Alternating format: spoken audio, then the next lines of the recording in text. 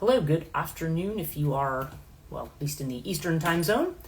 My name is Breege Burke, and this is the Monday Chthonia live stream being done a little bit later than usual. As I had mentioned last week, I had done a post that explained that my power had been out and internet had been out. So I was out of no electricity, no internet, no anything for about 2 days. So that kind of threw things off. Those were the days that I usually intended to finish my podcast research, get the podcast recorded, get things up. And as a result, things got a bit delayed. I'm pretty well caught up right now. The only thing that is still outstanding for me is that I still have 3 videos to record for my other channel. Normally those would have already gone out this morning, and those are the ones I do on tarot and so forth. So those I will probably do after this live stream and get those finished and up, because the other ones are all kind of loaded and ready to go. But I just haven't done anything with them yet. So yeah, so this is an unusual time for the live stream. I know a lot of people are usually tuning in at noon, and occasionally I do it at this time because, but there was just so much going on this morning. Plus, this is another day that we have that is actually quite stormy. We've got there's thunderstorms going on right now, and they're going to be going on all afternoon. The heaviest ones seem to have happened about 1:30ish here, so we're definitely at a point where those are, I don't know whether the worst is past or not. The radar seems to show that we're in the clear, at least for a little bit. So hopefully if it can hang on until 4 o'clock here, then we'd be in good shape, because then we won't lose internet, or we won't have anything go off for that.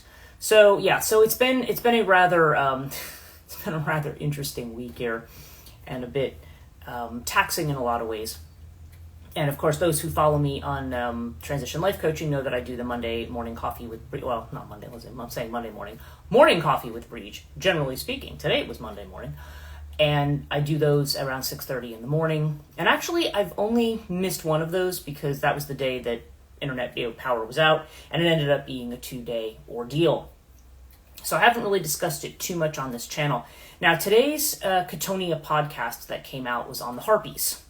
And I do actually address this a little bit, the storm situation. So I don't want to be too repetitive on this live stream about that information and what all of that is about, because if you listen to it, you'll hear it and you'll be like, yeah, I only need to hear this so many times.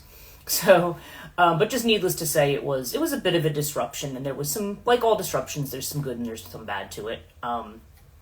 But ultimately it is what it is. So, But it was interesting because the topic that I had for this week was the Harpies, and of course they tend to be associated with storms, and they also tend to be like storm winds particularly, and also to a certain degree with famine as well. So it's really interesting that I'm getting ready to do a podcast on storm winds, the demonic personifications of storm winds, and then we have these big storms that take things out, and then we're having another one right now. So yeah, so it's been a bit interesting. I do, as always, I want to give a few updates first. And yeah, the thing that has been talked about for the last few days here and on YouTube and then on other social media is the fact that I axed the first year of my podcast from Spreaker and from YouTube. So I do explain that in the beginning of the Harpies episode, so I don't really want to belabor that at this point, because I've talked about it quite a lot. But the bottom line is, I think the main points that people want to know now is, number one, it's not just that I had a bad comment and decided to delete everything. I get a mixture of comments. 95% of them are good comments. I've not had a whole lot of negative ones.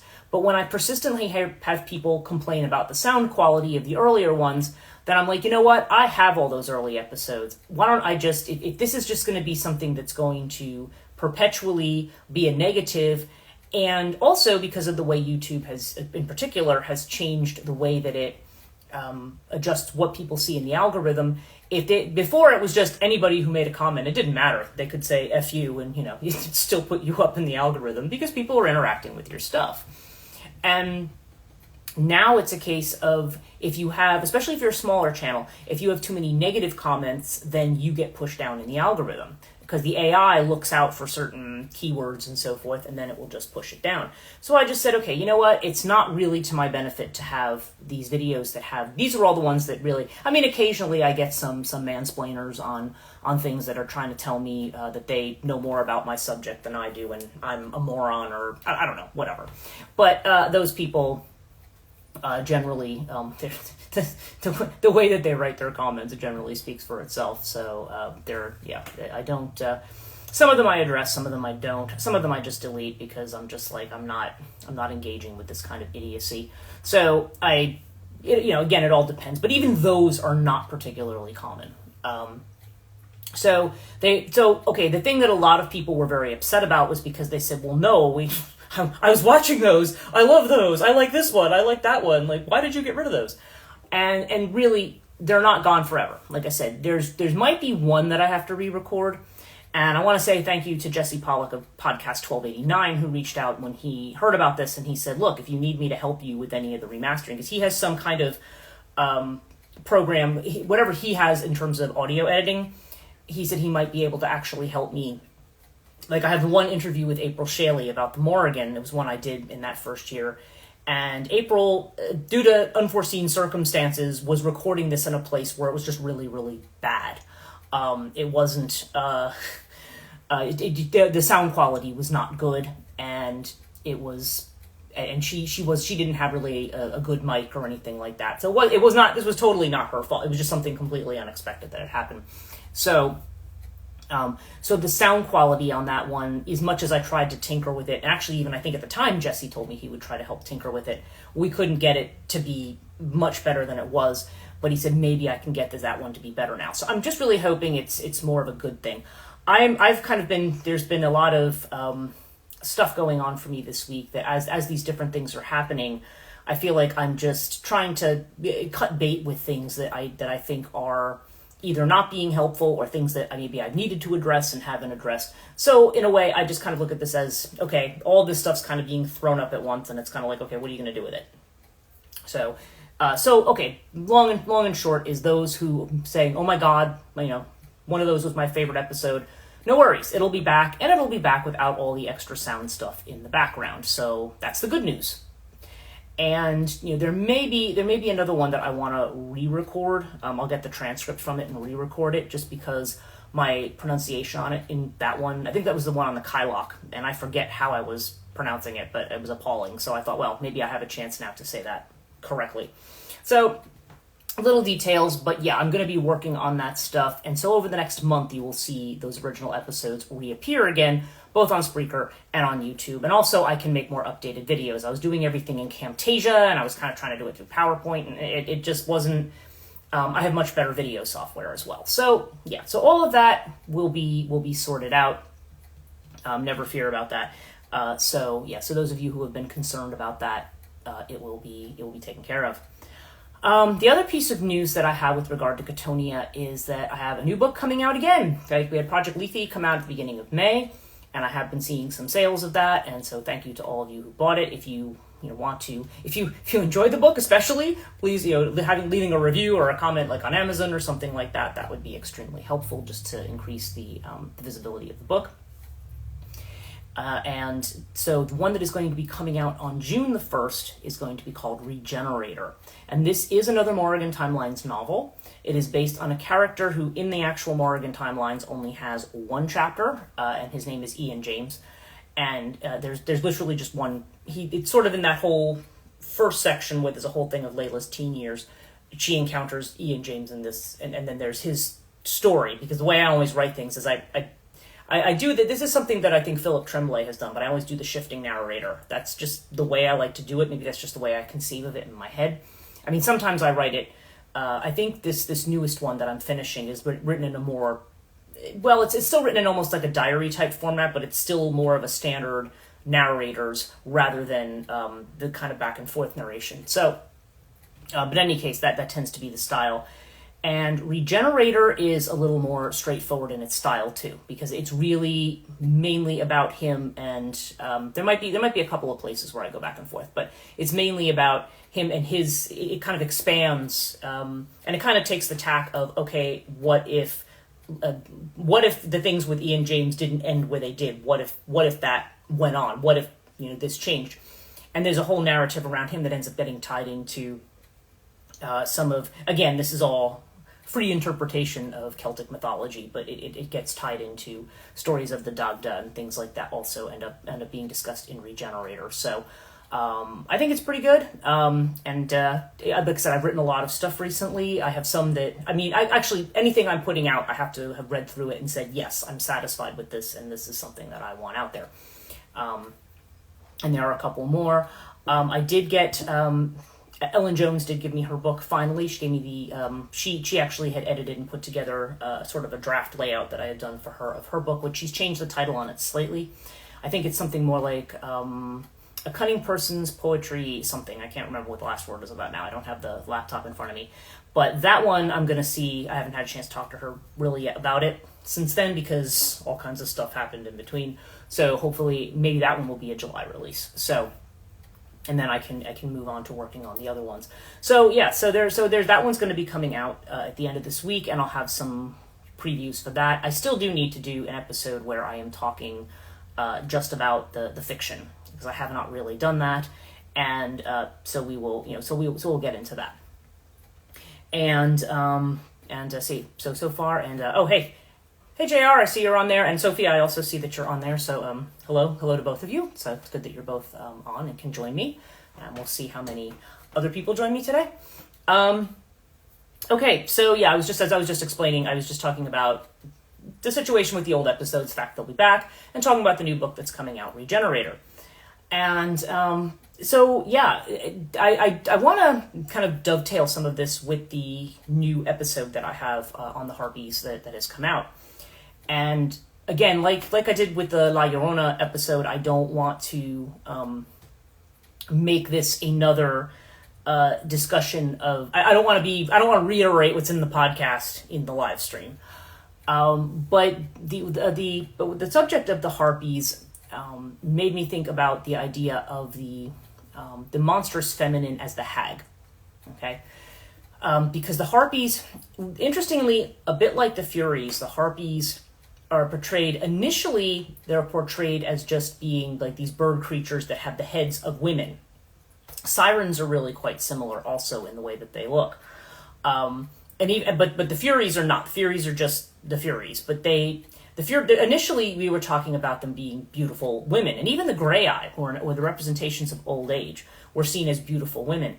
Over time, they became represented as monstrous women. Like if you look at the old vase, the crater paintings and so forth from the ancient Greek period, the orange and black vases that you would see, they're not portrayed as these scary old hag women. They're portrayed as actually fairly young women, and the Harpies are no exception to that. They were portrayed as these having attractive, female heads, but then eventually they became hags. And it's interesting how that symbolism has shifted.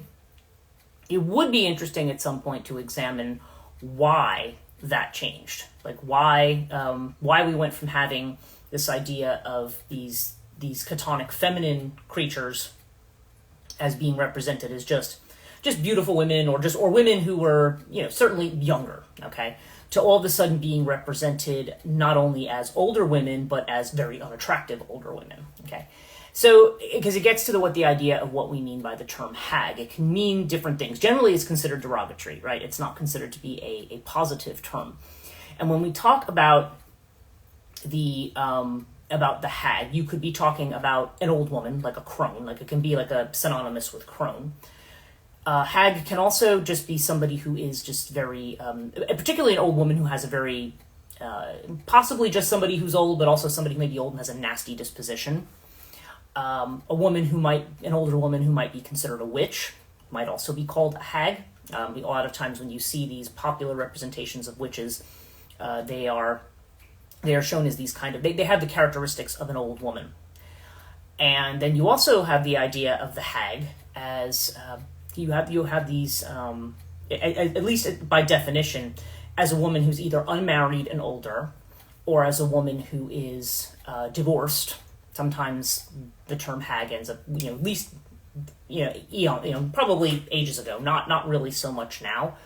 But there's definitely the idea of the older woman, and especially there always seems to be, I don't want to say there's always a sexual connotation to it, but there's either a sexual connotation or an absence of sex connotation to it. Because a lot of time hags are said to represent barrenness, okay? But it kind of, it varies. It's an interesting, it's almost like the hag is sort of she either ends up representing the destructive feminine or representing an aspect of the feminine that is, it's like another aspect or side to a sovereignty goddess. Sometimes is shown as hag figure. Now, some of the things that, again, the Harpies, who are also monstrous creatures, they're not just old women. They're these monstrous bird creatures with old women's heads. They are considered to be representations of the storm winds. Okay. There are certain other hag, like you hear a lot about. For instance, in the U.S., we have the Lake Erie storm hag. You have the idea there are these hag figures that are associated with the sea and with the terrors of the sea. Certainly, Scylla and Charybdis, who are in the Greek mythology, they're not necessarily represented as hags, but they always tend to be represented as these kind of monstrous figures. But you have other ones like the Grey-Eye or the Gorgons, okay, who are, again, they're not obviously fully human in how they look. The Grey-Eye literally represent old age, and they will come to be represented as three women who share a single eye. But they are always represented by sea foam, which is really interesting because the goddess Aphrodite literally means the foam born. So she comes out of the sea and sea born. And of course, Aphrodite is the goddess of love and sex and and desirability. And yet you also have these hags, these hag women, who are also connected to the idea of sea foam. In fact, one of the Gorgons, her name actually means foam or foaminess of the sea. And I'm trying to think which one it was. Euryale, that's who it is. Euryale actually has to do with the sea foam as well. So yeah, so you have this really interesting idea about hags in connection to there's something Chtonic about them because they're connected to sexuality or to fertility in some way. And I'm thinking there was a story when I had read the Malleus Maleficarum, which is that Inquisitor's manual, basically, from the Middle Ages that a lot of people go back to for accounts of witches and witchcraft and magic and so forth from that period of time. And they do talk about the like young virgin girls being brought in by old women to have sex in these kinds of rather licentious situations, and then the one young woman will make the sign of the cross, and then the hag will get very angry at her because all the people then will disappear because it's a devil's gathering, and it's this idea of the hag as being connected with witchcraft, but also with sexuality, and there's that magical sexual potency that is connected to one's desirability there, and just again very interesting that mythologically that seemed to always be connected with sea foam for some reason. But both sides of it, and it's interesting because again, this is definitely if they are a symbol of barrenness. Okay, so this is sort of the anti-sex drive. It's almost like they're trying to bring young women in to a sexual situation that might be considered destructive for them. Not being in a proper marriage or in a sanctified kind of chaste situation, bringing the young women in. That's what the hags will do. Because the hags would be seen at that point as older women who are experienced, okay, perhaps experienced sexually or experienced otherwise, so that they are, they have almost this, they have the knowledge of this dangerous power. When you have a virgin girl, that she's portrayed as very, very innocent and doesn't really know anything about any of that. So there's definitely that idea of the hag as being, she's considered to be past years where she would have children, and that can also be a thing. If we think of Dhumavati in among the Mahavidyas, she's the widow among the 12 Mahavidyas. And widows were considered to be inauspicious, especially if it was a widow woman who was older, but not really old, and young enough to potentially attract another man. That was considered to be something incredibly dangerous, because there's the idea that this is a woman who is not, who's already been through something, and she's not necessarily going to submit to the same social order in the same way. But she's often portrayed as a hag, and some of the hags that you see in Greek myth are sometimes also considered to have these grotesque masculine characteristics too. So quite interesting.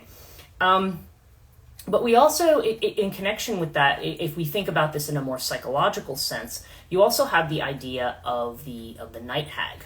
Okay, now one of the podcasts I took down was the one on night hag syndrome, and again, that one was a really good one because I had researched that one. It was based on I had read an anthropological text on night hag syndrome, and I forget what the title of it is now. But I remember I had read this book, and I incorporated parts of that book into the podcast. And night hag syndrome is what we typically will now call sleep paralysis. Okay, and because at least one manifestation of it, you hear various ones. People now talk about seeing a hat man or something like that, like looks like a dark man wearing a hat. That's the one of the more modern sleep paralysis manifestations.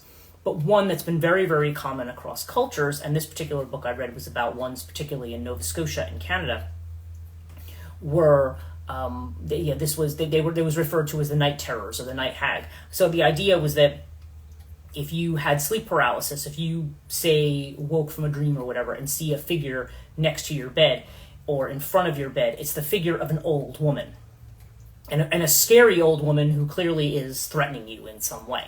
That's usually the way that it is.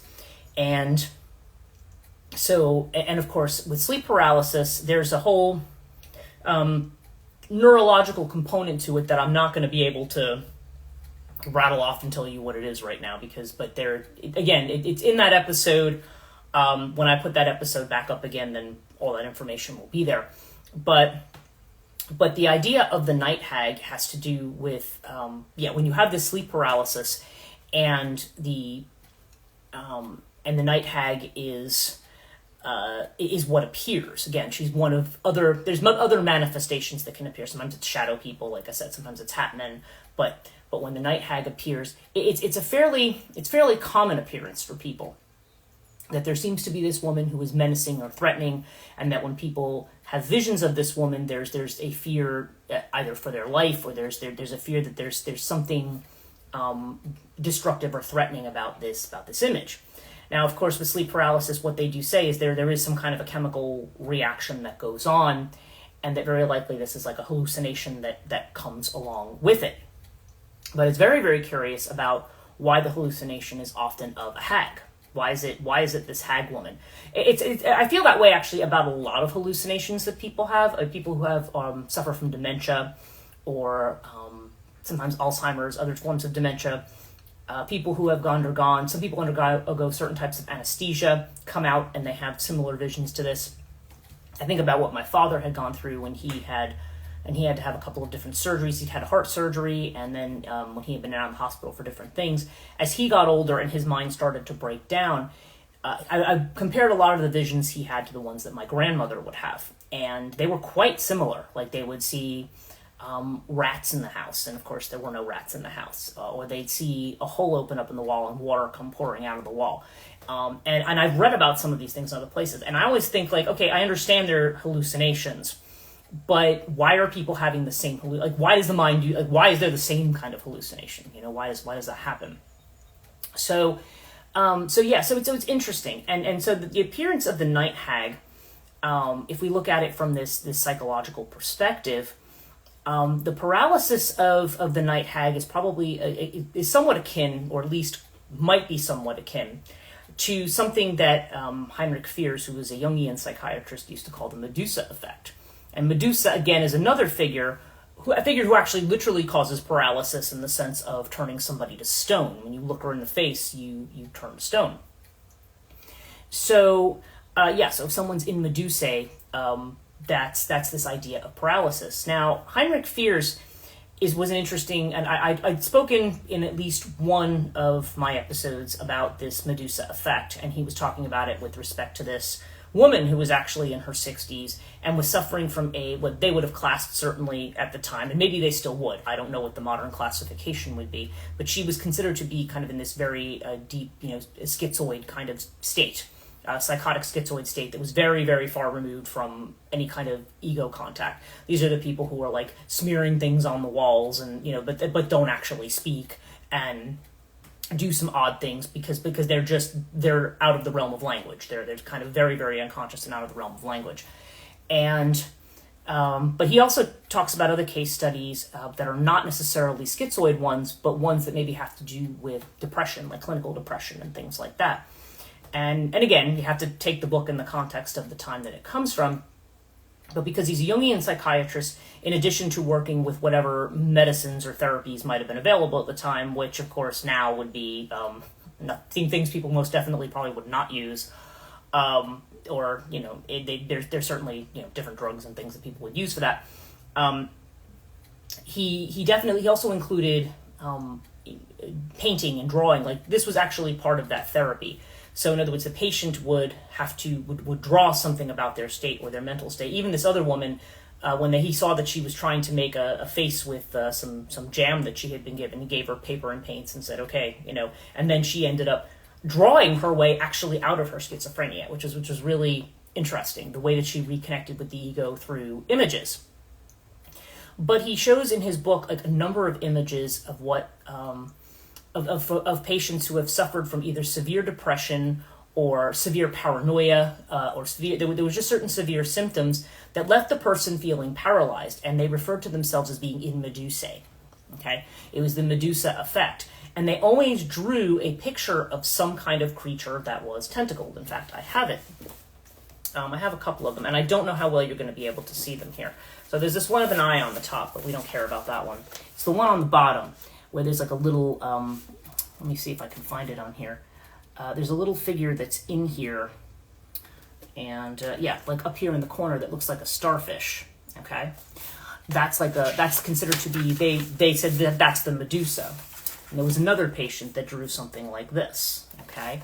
And then the third one is at the bottom here, and I'm trying to see where it is in here. It's just kind of buried in this last image, but there's like a little starfish at the bottom, because there are certain types of marine creatures who are classified as Medusa as well. So it's a classification that's also used, probably again reminiscent of the tentacles or the rays that are connected, reminiscent of Medusa's snaky hair. And of course, like I said, there's this idea that when someone is in Medusa or Medusae, it's almost like this is like this little starfish or octopus kind of monster that appears in these things, and it's kind of put the sting in. That person is now trapped in this place because they've had the sting of this, and it has the effect of like turning the person to stone. So if we think about this with connection to night hag syndrome, you have this idea of sleep paralysis. You see the hag and you're paralyzed, right? And so it's like, well, what is this connection here with paralysis, with this effect? And in some way, it's almost like the appearance of the hag becomes a kind of thing that is destructive of the ego in that particular instance. That the ego is or somehow there is a disconnect from the ego. Now, the way that these hags will appear in other contexts, like I said, I talked about the storm hags that we have like at Lake Erie and different places. I mean, that's far from the only storm hag that exists out there. There's, I think, a lot of the different cultures that have giant lakes or bodies of water will also have some equivalent of that to represent these kind of ferocious, destructive winds. In Puerto Rico, they don't, well, I don't think she's a hag per se.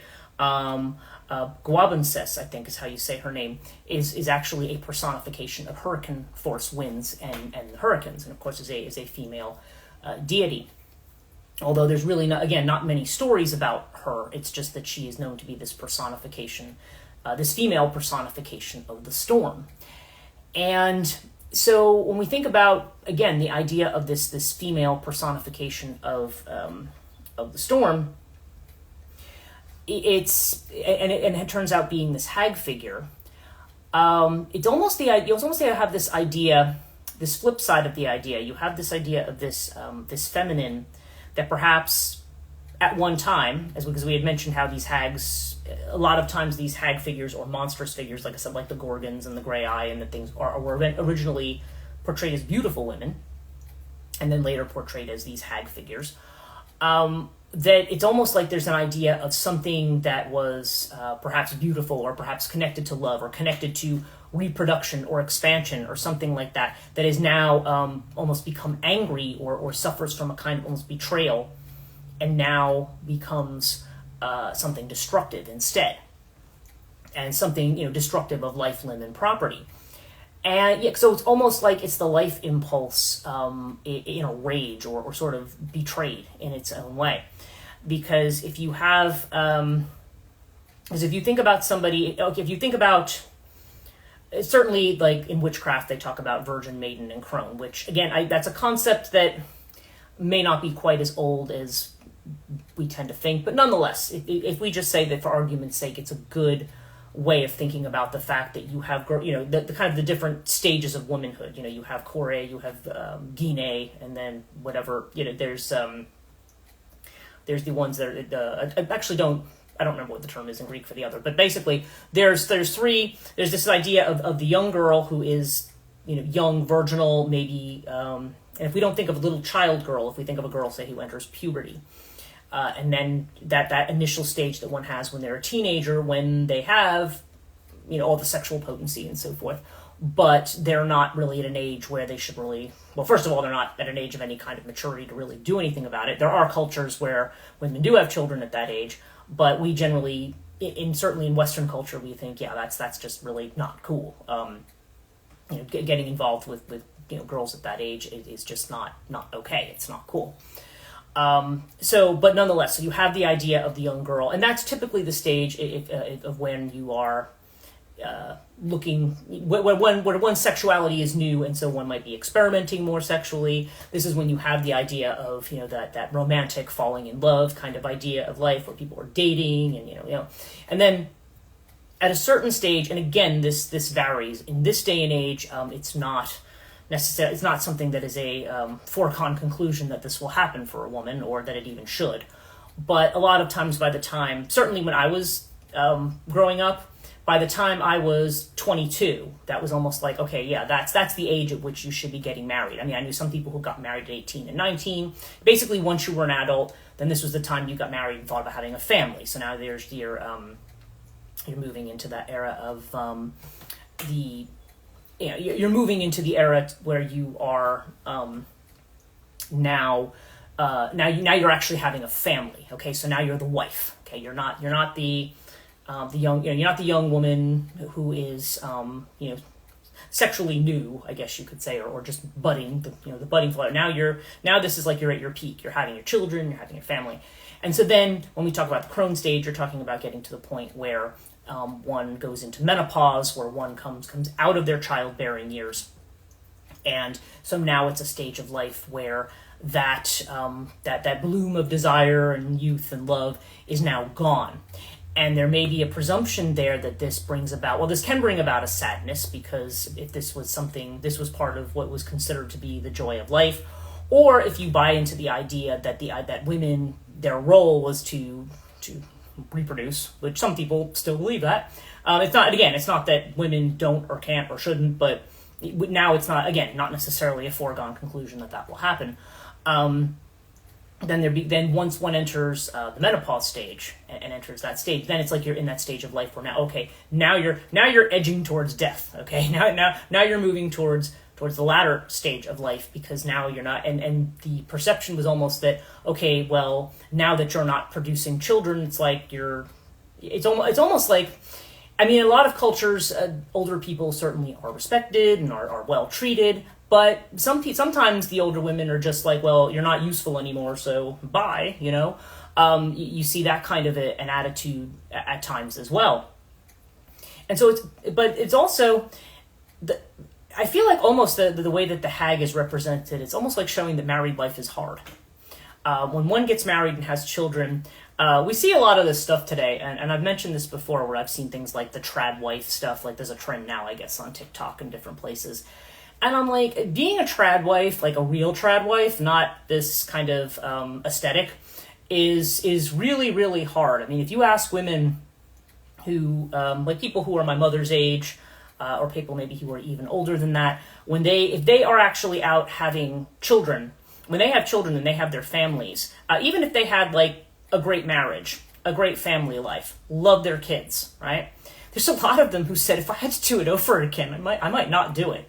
And some of the people who have told me this, who have been, probably like closer to my grandmother's age, really, it surprised me, because you would think like, well, they seem to be happy enough, they seem to have a fulfilling life, but there's always some aspect of it that is troubling, or that is problematic, or that there's always something that goes along with it, whether it has to do with the pain of childbirth itself, whether it has to do with the pain of raising children and all the stuff that can go wrong with that, with all the things that can go wrong in a marriage.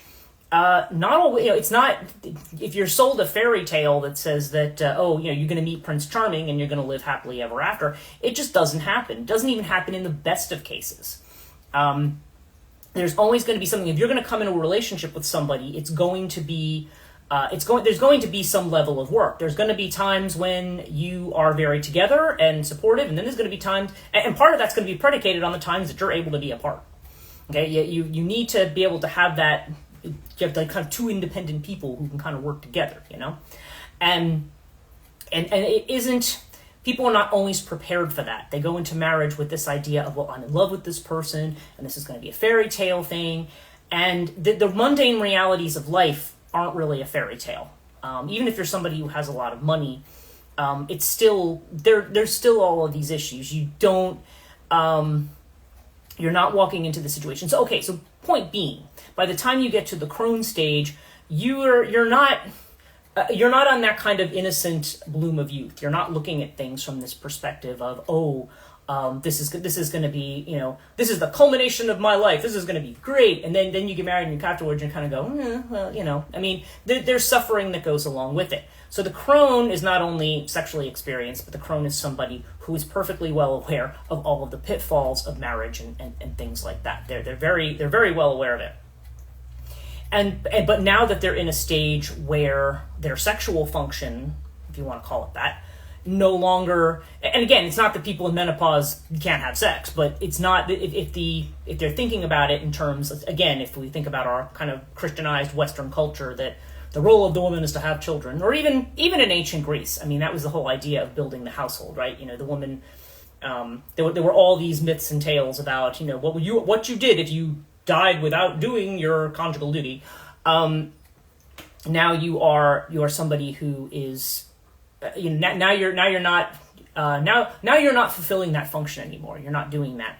And the idea that there's not only maybe a sadness connected with that and a grief, but maybe also a rage that's connected with that. So it's the idea of this feminine, that it's no longer being productive, it's barren, and that may turn destructive. Okay, so that's an interesting concept there. And then that the woman who is wise now, she's not the innocent girl. And you're saying, yes, you're saying no spark there. Yeah, well, yeah, that, and truthfully, that can happen pretty much at any stage. It can happen in the middle of a marriage, too. But certainly at that age, it's just the idea that the older woman she's more experienced, she knows stuff. So there's the wisdom of the older woman, and we all know about women who know too much about things, about how nature works, are now potentially threatening in a witchy kind of a sense. So we tend to associate the croning and the hags with that kind of energy.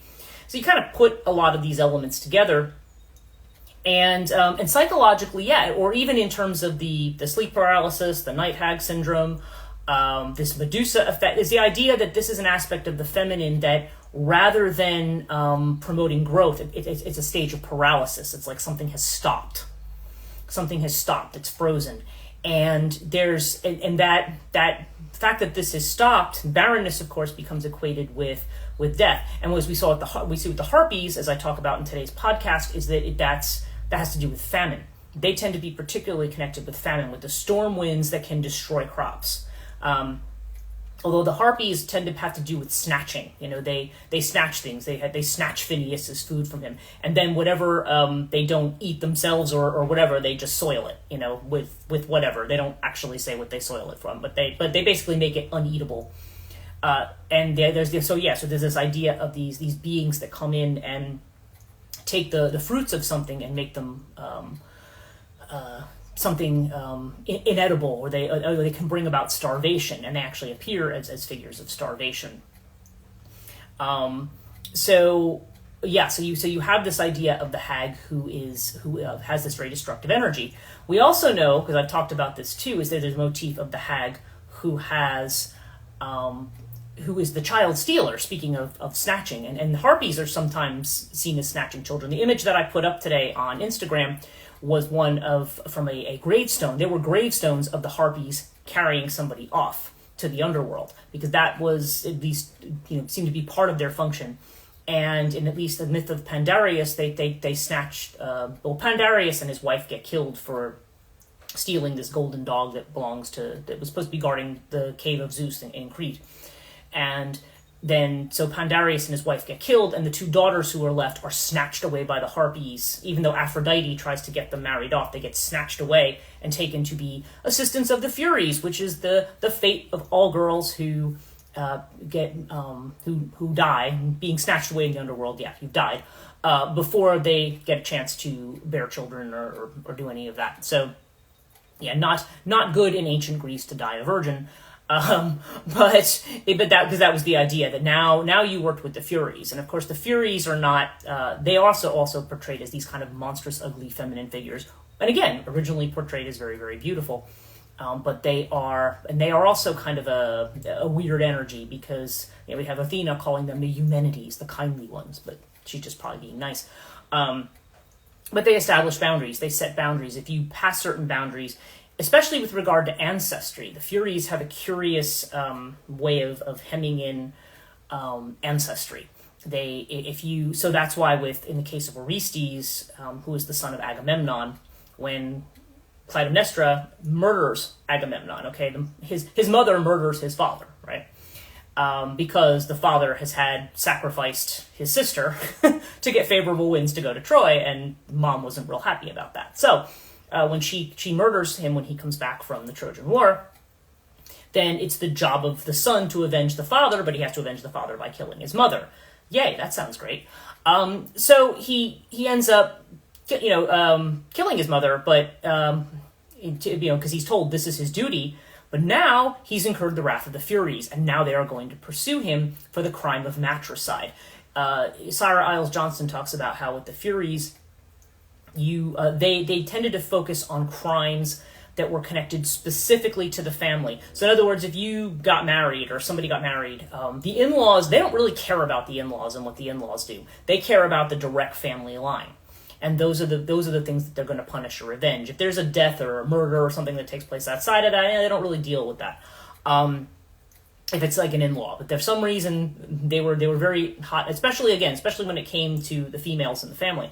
So yeah, there was this idea about taboos about killing parents and killing family and stuff like that were very much connected to the Furies. It's the boundaries that you set, the boundaries that you don't cross.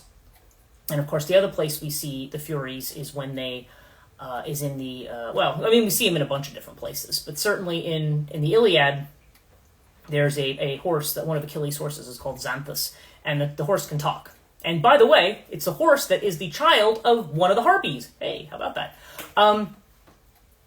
And he basically prophesizes to Achilles what his doom is going to be. And Achilles looks at the horse and says, well, why are you telling me this? I know this. Why are you reminding me of this? But then the Furies come and silence the horse, because it's out of the boundaries of nature for a horse to speak. Okay, so they kind of have this weird role that they have, and that may have changed over time. But with regard to these hag figures, they definitely represent this destructive aspect of the feminine. And again, if you want to talk about the storm hags, the ones who were on the sea and that represent hurricane force winds, or just those kind of sudden storms that can come up and where ships can get lost. So this, again, there's this idea of paralysis, of curtailing. If you get on a ship and go somewhere, now you might be going out to go fishing or to do something like that. You might be out because you are sailing to do trade between one country and another. There's a lot of reasons why you might be out on the water, from a practical standpoint, expanding your horizons, voyaging a place, right? But then the storm is what cuts you short and what cuts your life short. And of course, if you are, you kind of end up being drowned in that milieu. And the water, again, we talk about the sea foam, but when you have the water and everything, and especially when you have something like the vast ocean or the ocean water or the seas, you're definitely talking about a space that psychologically tends to represent the collective unconscious. Hence, I think the reason that Fears tries to connect this Medusa effect with kind of drowning in the unconscious, like schizophrenia is being seen as like drowning in the unconscious. You're not, you can't cling to land. Your language, your ego, your external identity is like the landmass that you have, or the ship that you have, and it's been destroyed. So now you're kind of trying to get through this space. And the other thing, too, that occurred to me when it comes to seawater and things like that is that it's very, very salty. So this is not water, this is not drinkable water. This is not potable water. This is not water this is salt water.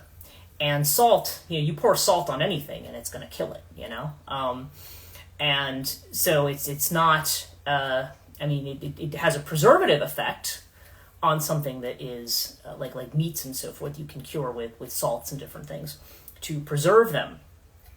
But, we think of preserving, we're thinking of preserving bodies, you think of death. This is not, it's not something that is connected with life. So, just a lot of interesting associations with this hag imagery, and what it tends to represent.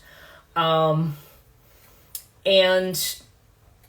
okay, so the other piece of it too, though, because I said that there's like two sides to this, and one of the things, the other pieces that you have with the hag figure is that you are talking about taking the mythology or the folk tales, really, of the hag who is sought out for some purpose. The most obvious example of this would be with King Arthur and Dame Ragnell. Now, I did do a podcast on Dame Ragnell. Yes, that one is still up, because I think I did that one at the beginning of 2022. I think I did that one.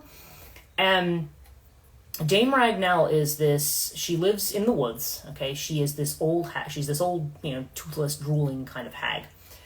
And King Arthur goes into the woods and he ends up doing something. He's hunting, or he does something in a land of this giant, and this giant goes after him, and the only reason this giant doesn't kill him is Arthur kind of barters with him, and he says, okay, I'll spare your life, but you have to come back here 1 year from now and tell me, what is it that women really want? And so Arthur says, great, sure, come back and do that. But of course he hasn't a clue how to answer that question. So, he goes with, I want to say, I don't remember if it was, I always get the G's confused. I want to say I don't remember if it was Galahad or if it was there's another one. I don't know why. Galahad wants to stick in my head. It could be the other one. I could be wrong about that because I'm just trying to do this off the top of my head. But in any case, so they go, and of course they're asking all these different women and stuff, and but Arthur doesn't think he's necessarily any closer to an answer on this. And then this hag comes out of the forest. Now, later on, by the way, it turns out she's the sister of the giant. Okay. But she comes out and she says to him, so you have this problem. You need to know what it is. She says, well, you know what? She says, I know the answer. I know what the answer is to this riddle, and I can give it to you. But she wanted to be married and again, I'm wanting to say it's Galahad, and part of me is saying that may not be the one, maybe the other one.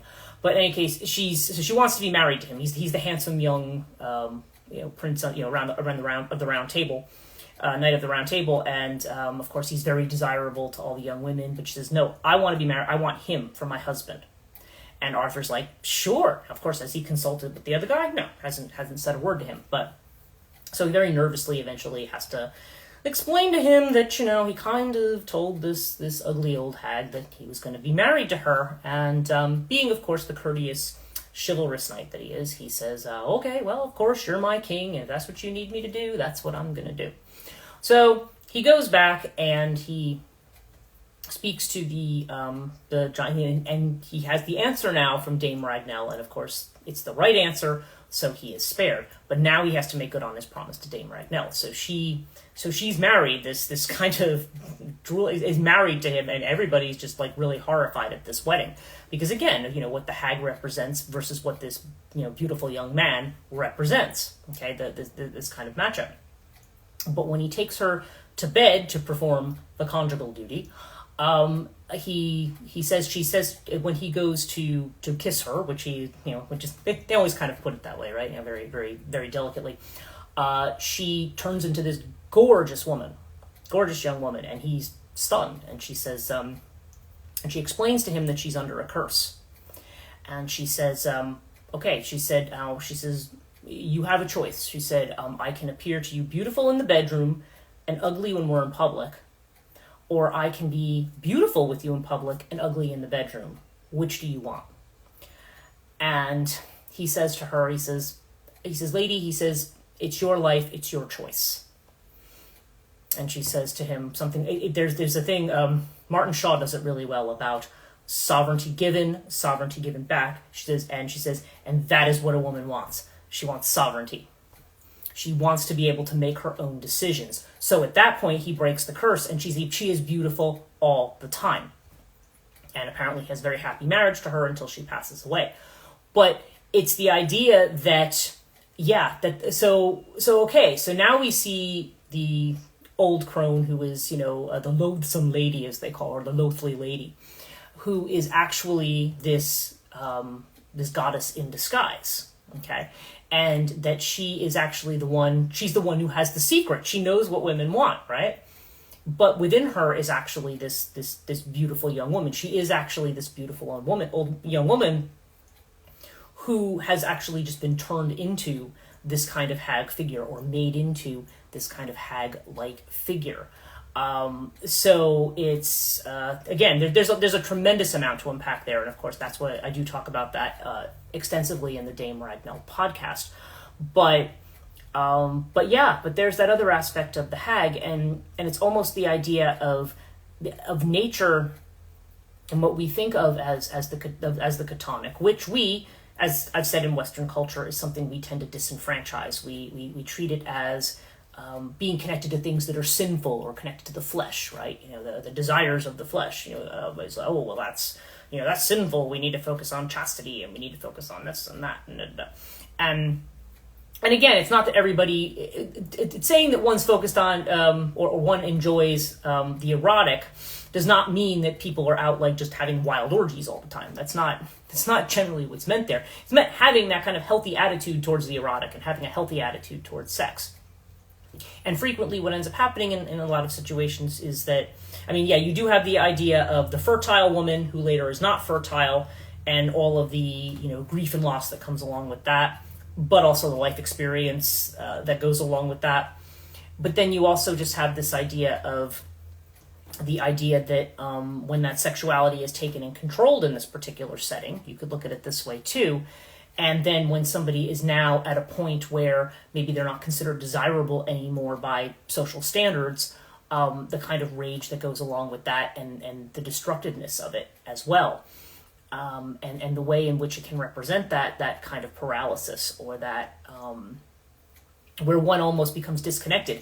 We also see this in mythologies like Baba Yaga and things like that, where the hag is someone who has to she's a very wise woman, but she's considered like a threat, and she ends up going and living in the woods by herself. Now, what's living in the woods by yourself? That's kind of being buried in that unconscious space. You're not connected with the external world. You're not connected with the social world anymore. It's like you've gone away from that, and now you're kind of this dangerous magical force that kind of lurks in, psychologically speaking, metaphorically, psychologically would be in the unconscious. It's that force that is there, and we can talk about it in terms of daemonically, in terms of a like a storm wind or some kind of a powerful hurricane force that is represented by this type of feminine. But you can also see it as this figure that is paralyzing in some way, and which is why I often think with night hag syndrome that's really interesting. That how many times that again, we've talked about the other figures that appear during paralysis, but if they're shadowy figures of some kind, or they're a hag, They appear as a hag, and it doesn't seem to be limited to one particular culture, which is interesting. And it goes back a little bit. I forget. I was talking to somebody this week, and this topic came up, and I can no longer remember the context of the conversation because this week has been a big blur. But I talked about something in connection with dream symbolism and Jung and imagery and things like that. And the idea that we have now that all of that stuff is meaningless or irrelevant, or, oh, it's just a chemical imbalance. Oh, you ate the wrong thing before you go to bed. Oh, it's this. Oh, it's that. All these things that say that all of the symbolisms that we encounter, the synchronicities that we encounter, the dreams, the symbolisms we have in our dreams, things like sleep paralysis, that all these things, they just have a chemical cause. They don't have any other kind of meaning. Oh, you watched something before you went to bed, and that's why you're this way now.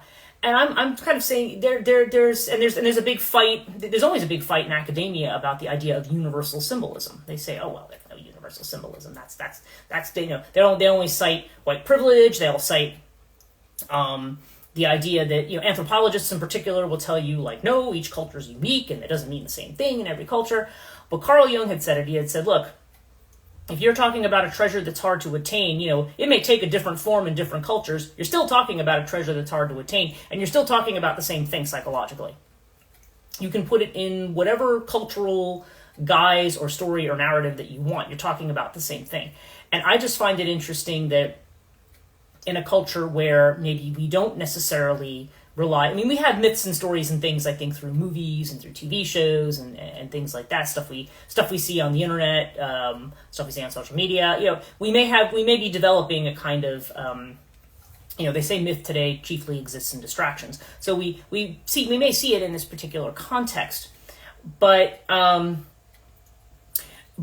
idea that you can have a symbol like that, kind of going back to what I was saying initially, why does this show up in different cultures this way? And it often shows up with people who don't have any reason to know anything about that at all.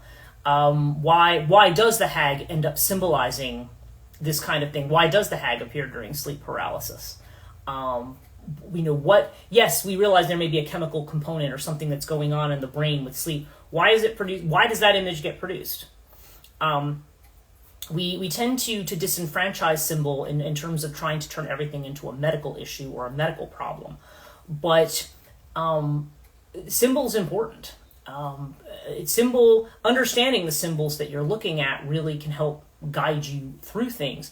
It's like Campbell said. He said, myth, if you don't feel you need myth, then maybe you don't need it. But he says if you understand it, then it can be a guide sign to you to what's going on in your life and where you're going, or maybe where you're blocked from going. Okay? So it's really interesting. So anyway, I just wanted to get into this and talk a bit about like I said, I started this live stream by talking a little about what happened with the old episodes. And if you listen to the Harpies episode, I talk about it there, so I will not repeat that endlessly. The new book I have coming out at the end of this week called Regenerator on Chthonia Books, and I will be posting some more about that to Instagram. And then, given what I was talking about the Harpies and the fact that it had been storming here in New Jersey and I was without power and all this other fun stuff, getting into the idea of storms, storm winds, because we were talking about the Harpies, and then into storm hags. So those of you who arrived a little later, that's the thread of where this particular conversation has gone today. So we are just about getting on the hour. I think I've got like 2 minutes, but that's probably all I'm going to say for right now. This is awesome. Love all the history. I'm glad you love it. Yeah, it's something I enjoy talking about. So we'll see what I come up with for next week, or what kind of things happen or that we discuss. But yeah. So certainly, if you missed part of this, the recording is going to be available here on Instagram. It will be obviously on my feed, and I do download these and I put them on the Chthonia YouTube channel as well. I always encourage people to subscribe, to check out Chthonia.net so you can see all of the work that I have. And again, those old episodes are coming back that I deleted last week because they needed to be redone. Let's be real. In spite of any other trolls or any other comments or anything, they did need to be redone. So I hope all of you have a great day. If you are You're welcome. And if you're in the U.S., Memorial Day. I always hesitate. I hesitate to say Happy Memorial Day because it's like we're celebrating veterans who have passed on or were killed in battle or whatever. So it is Memorial Day. So thank you for your service, I guess, to people. This is maybe the best thing to say. And I know this is a holiday for a lot of people. And I will be back again next Monday, probably at noon, unless barring any other unforeseen things that may happen. So everybody have a great week, and do check out the podcast, and I will see you next time. Take care.